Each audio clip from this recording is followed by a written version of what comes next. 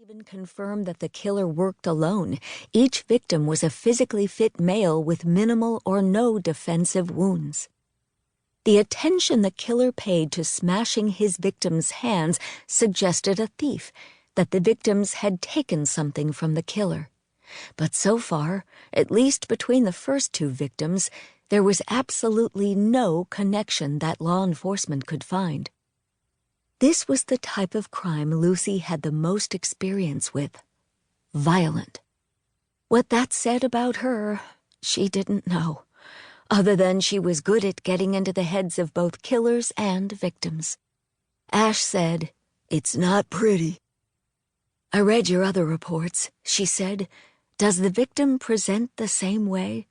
"Damn near identical. The killer got up close and personal. Several blows to the torso and groin, possibly one to the back of the head. Possible taser burn on the victim's shirt." He gestured, but it was a contact stun. No cartridge and no confetti. Virtually all personal tasers now have aphid confetti to track to the owner. That put the killer in the smart category. Smart and confident. But why the stun? It hurt like hell, but wouldn't keep the victim down.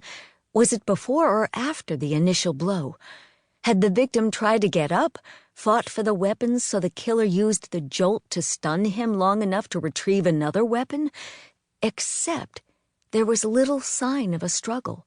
The victim had been found only a dozen feet from his car.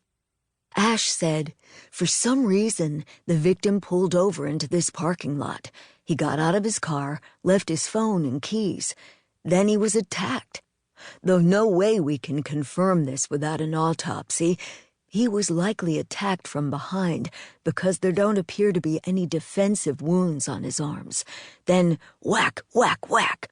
The killer used a blunt object similar to the first two murders. I should be able to confirm once I get trace from the autopsy. If it's consistent, I'm leaning toward a steel mallet with a diameter of between 2.5 and 3 inches, but I can't tell you exactly what yet." "It's unusual that the focus was on the hands," Lucy said. "Extremely odd. The groin suggests sexual, but the victims were all fully clothed, and the genitals weren't mutilated." Ash shivered. "I don't know about you, but getting hit in the balls with a hammer would hurt like hell." He squatted across the body from Lucy.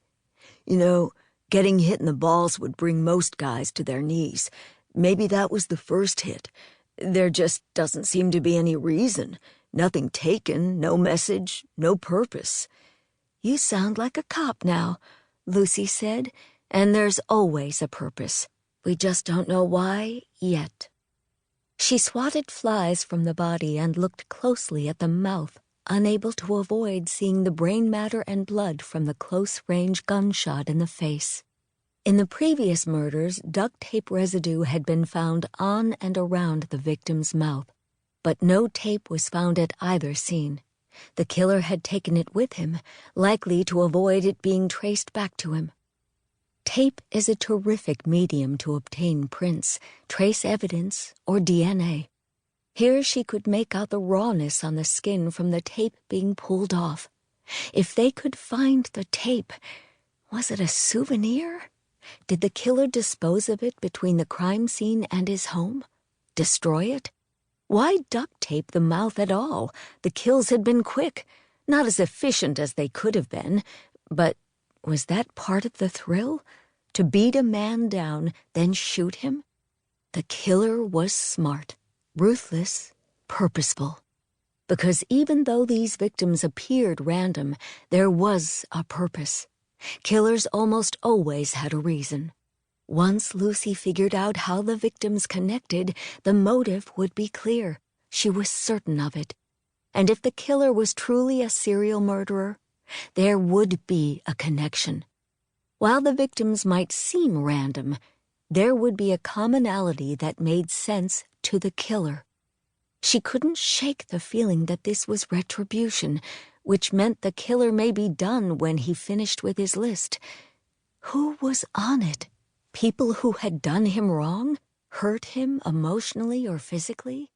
If that was the case,